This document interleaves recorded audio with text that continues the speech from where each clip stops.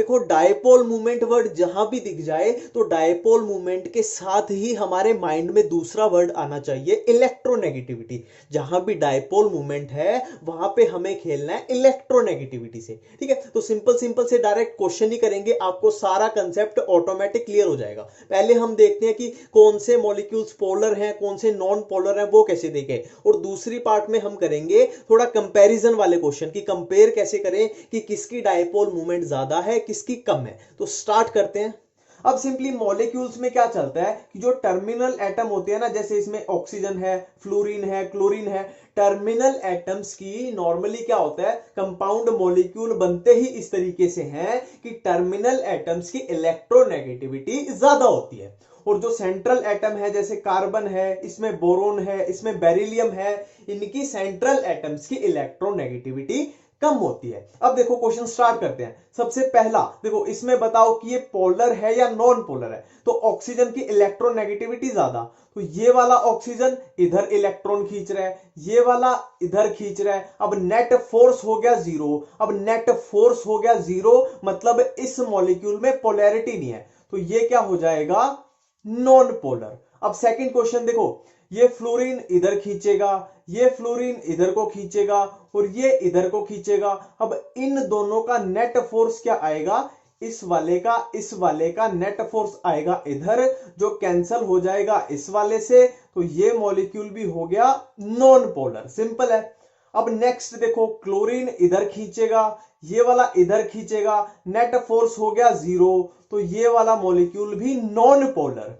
अब इसमें देखो देखो, ये वाले क्लोरीन क्या है, एक है पेज से ऊपर, एक है पेज के नीचे, और ये वाले है एक प्लेन में, ठीक है। ये इधर खींच रहा है, ये इधर खींच रहा है, ये इधर खींच रहा है। अब इन दोनों का नेट फोर्स कहां जाएगा, इसका और इसका नेट फोर्स आएगा इधर, तो इसने इसको कैंसिल कर दिया, तो ये तो हो गया कैंसिल। अब ये वाला क्लोरीन ऊपर को खींचेगा, ये वाला नीचे को खींचेगा, तो इसने इसको कैंसिल हो गया, ये भी हो गया जीरो, मतलब ये पूरा मॉलिक्यूल नॉन पोलर। अब इसमें देखो देखो, लोन पेयर जहां भी आ जाए ना, सिंपली याद रखना है, लोन पेयर अपनी तरफ खींचता है। लोन पेयर जहां भी आ जाए, लोन पेयर अपनी तरफ खींचता है, तो इन दोनों का नेट फोर्स कहां जाएगा, ये वाला। अब फ्लोरीन इधर और इसका नेट फोर्स ये वाला। अब देखो, ये आपके दिमाग में क्या आ रहा है कि कैंसिल कर देते हैं, पर यहां पे देखो, ये जो नेट फोर्स है ये है लोन पेयर की वजह से, और ये नेट फोर्स है ये है फ्लोरीन की वजह से। तो दोनों फोर्स अलग अलग हैं, तो ये मॉलिक्यूल होगा पोलर, ठीक है। हो सकता है ये ज्यादा हो सकता है ये ज्यादा हो, मतलब फोर्स की वैल्यू अलग अलग है, सिंपल है। अब देखो, ये वाला देखो, ये ऑक्सीजन इधर को खींच रहा है, ये वाला इधर को, ये वाला इधर को, इन दोनों का नेट फोर्स ये नीचे को, ये इसको कैंसिल कर देगा, मतलब ये हुआ नॉन पोलर। अब देखो, लोन पेयर हमने क्या बोला था, लोन पेयर हमेशा अपनी तरफ खींचता है, ये लोन पेयर ऊपर को, ये ऑक्सीजन इधर, ये ऑक्सीजन इधर, तो दोनों ऑक्सीजन का नेट फोर्स आ जाएगा यहां बीच में। अब लोन पेयर ये है, ये एरो है लोन पेयर की वजह से, और ये वाला एरो है ऑक्सीजन की वजह से, मतलब ये फोर्स अलग है,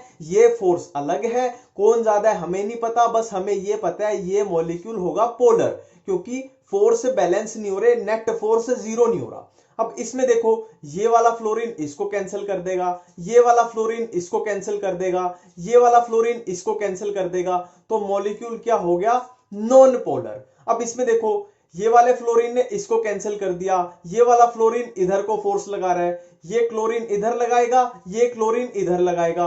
अब ये क्लोरीन का, ये दोनों क्लोरीन की वजह से ये नेट फोर्स आया क्लोरीन का, और ये नेट फोर्स आया इस फ्लोरीन की वजह से। अब ये है क्लोरीन की वजह से, ये है फ्लोरीन की वजह से, मतलब ये वाला मॉलिक्यूल हुआ पोलर, क्योंकि दोनों फोर्स की वैल्यू अलग अलग है, सिंपल है।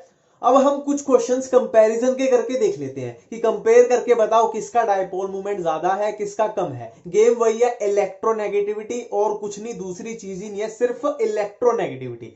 अब फर्स्ट में देखो देखो, ये लोन पेयर है, लोन पेयर अपनी तरफ खींचता है, हमें पता है। हाइड्रोजन की तो इलेक्ट्रोनेगेटिविटी कम है, इसके तो उल्टा ऑक्सीजन ही इलेक्ट्रॉन खींच लेगा, तो इसका ये पूरे मॉलिक्यूल का नेट फोर्स कहां जा रहा है, ऊपर की तरफ। इसमें देखो लोन पेयर अपनी तरफ खींचेगा, सिंपल है। फ्लोरीन की इलेक्ट्रॉन नेगेटिविटी ज्यादा, तो ये अपनी तरफ, मतलब इनका नेट फोर्स यहां पे, फ्लोरीन का यहां पे, तो यहां पे हो रही है फोर्स कैंसिलेशन, और ये है नेट ऊपर, तो इसका डाइपोल मूवमेंट हो जाएगा ज्यादा। ठीक है, अब सेकंड क्वेश्चन देखो, सिंपली इलेक्ट्रोनेगेटिविटी को देखना है। फ्लोरीन की इलेक्ट्रोनेगेटिविटी मैक्सिमम, आयोडीन की मिनिमम, तो फ्लोरीन वाला हो जाएगा, मतलब फ्लोरीन जो है हाइड्रोजन के मैक्सिमम इलेक्ट्रॉन पुल कर लेगा, तो HF की डाइपोल मूवमेंट हो जाएगी ज्यादा, इसकी मिनिमम ऑर्डर बन जाएगा, ये खत्म।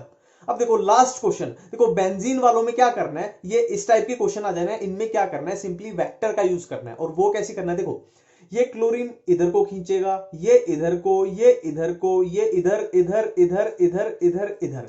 अब सिंपली यहां पे लगाना है वेक्टर। अब देखो जो ये है, यहां पे कर लेते हैं, एक बेंजीन रिंग बना के बता देता हूं मैं आपको। देखो ये बेंजीन रिंग है, अब इसके और इसके बीच में कितना एंगल होता है, 60 डिग्री, और इसके बीच में कितना होगा, 60 डिग्री, और यहां पे फिर से 60 डिग्री इनके और इनके बीच में, तो टोटल हमारा बन जाएगा, कितना बन जाएगा, 360।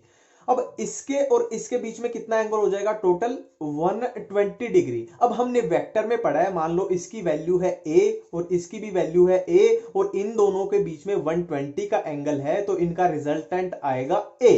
ठीक है, A और A के बीच में 120 एंगल है, तो रिजल्ट भी आएगा A। अब देखो ये क्लोरीन का नेट फोर्स ऊपर था, ठीक है, कंप्लीट है। अब देखो इसमें ये फोर्स इधर, ये फोर्स इधर, और एंगल कितना, 120, तो नेट फोर्स किधर आएगा, इधर को आएगा, कितना, एक क्लोरीन के बराबर। इसमें था अपना एक क्लोरीन, और इसमें भी एक क्लोरीन का फोर्स चल रहा है अभी तक।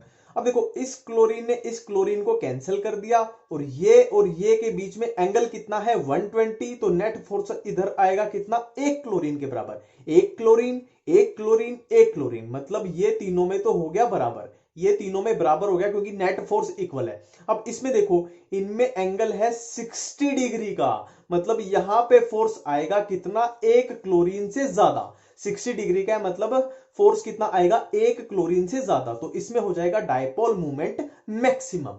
Thank you.